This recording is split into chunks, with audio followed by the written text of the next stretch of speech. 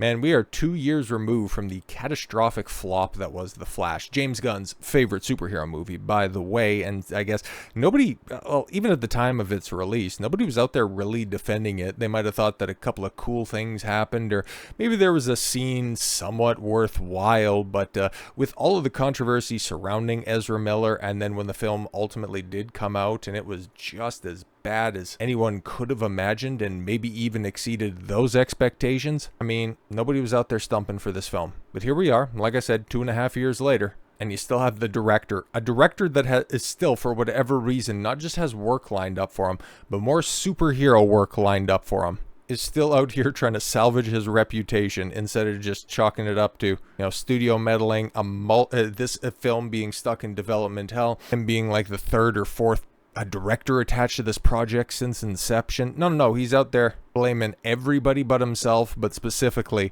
the fans. The Flash director, Andy Muschietti, blames the fans for his movie's failure. In an interview on the playlist Binge-Worthy Podcast, director Andy Muschietti reflected on the poor reception to 2023's The Flash, his DC extended universe, sort of, I guess, movie, and unsurprisingly blamed the fans and internet hate.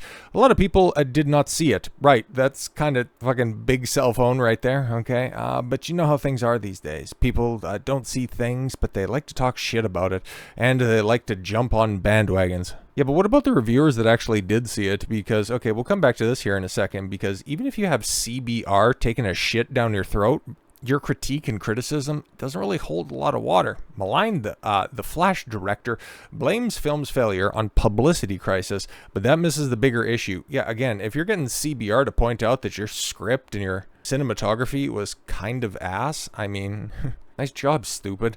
For every few comic book movie lovers who are excited about what James Gunn and company have next in store for the DC universe. Ooh, is that also kind of an admission that the DCU is floundering? More on that later this week, I think. There are also one or two who wish that they had more of the DCEU to look forward to. In fact, there are still many bloggers devoted to the cause to see Warner Brothers restore the Snyderverse, including Zack Snyder himself continuing to shitpost on Instagram, posting pictures of Henry Cavill as Superman. Earlier this week, also putting a picture of Batfleck out there, just doing some unprompted shit, which is very hilarious. But this still doesn't make me respect him as a filmmaker. Anyways, inspired by Jeff Johns' acclaimed 2011 DC Comics storyline, Flashpoint, the 2023 film, sees Ezra Miller reprising his role as Barry Allen, who finds himself in an alternate reality.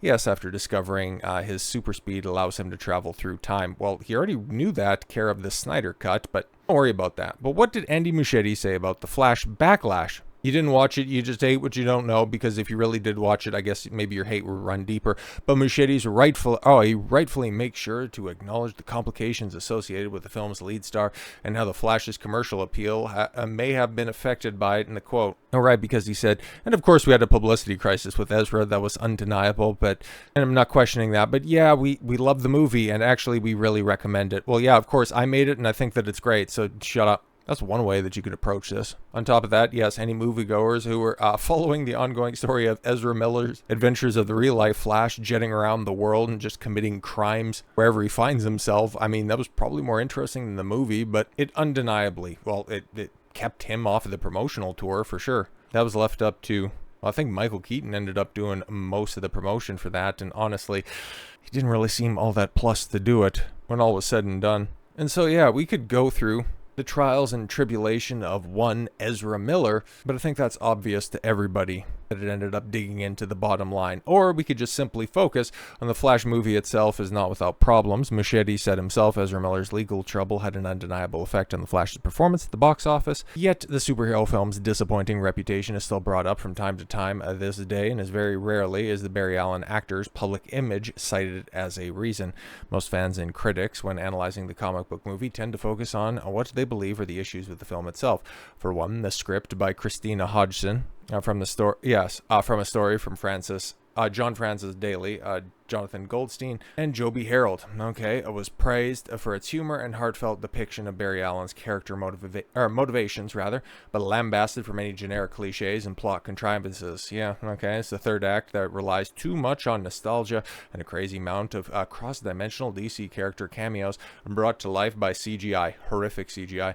Speaking of the CGI in The Flash, yes, it is considered some of the weakest in years, appearing laughably unrealistic and even unfinished, when Muschietti even defended as looking intentionally distorted, yes, to represent Barry's perception of time in the Speed Force. And nobody with a set of working eyes believed that to be the case, except for James Gunn, who took the talents of the cinematographer that regrettably brought that to the screen and decided to hire him for Superman. Good stuff. But yeah, man, it's funny. It's actually quite funny after all, because apparently CBR gave The Flash a 9 on 10, and the way they wax fantastic about it right now kind of sounds to be, closing in. Well, the audience is 5.8 seems to be. Both of those scores are obviously laughably way too high, because that is just a bad movie, full stop. But yeah, man, taking into account everything else around this movie, the Flash had an uphill struggle even before it was a verified box office bomb. Yeah, exactly. With a production budget closer to $500 million when everything is all said and done, than what even the reported 325, think? And then it didn't even make that much at the box office in and of itself. But a WGA strike hindered the movie's promotion, sure, okay, because that would have saved it since the late night talk shows were shuttered.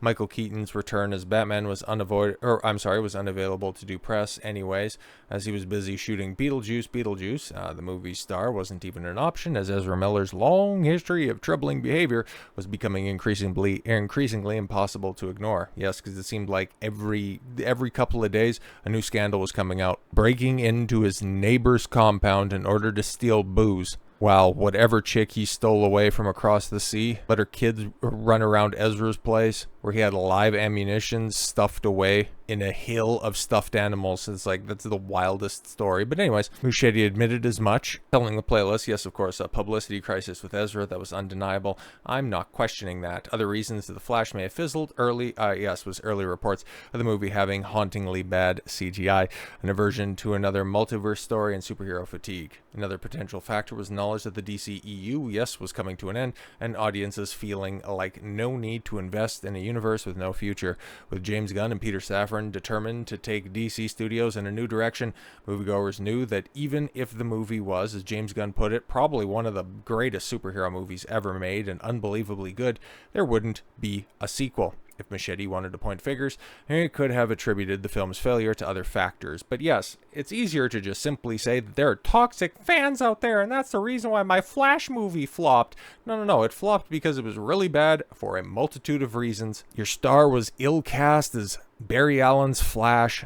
You brought in a couple of unnecessary key jangles that ended up detracting from the overall story, and then you put a slather of CG goo over the top of this that no competent script could possibly obfuscate its horrors from. So yes, The Flash always has been, always will be, and will remain an unmitigated disaster, unless of course we're talking through the eyes of Andy Muschietti and James Gunn, who think that this is just some of the greatest art that has ever been put to screen.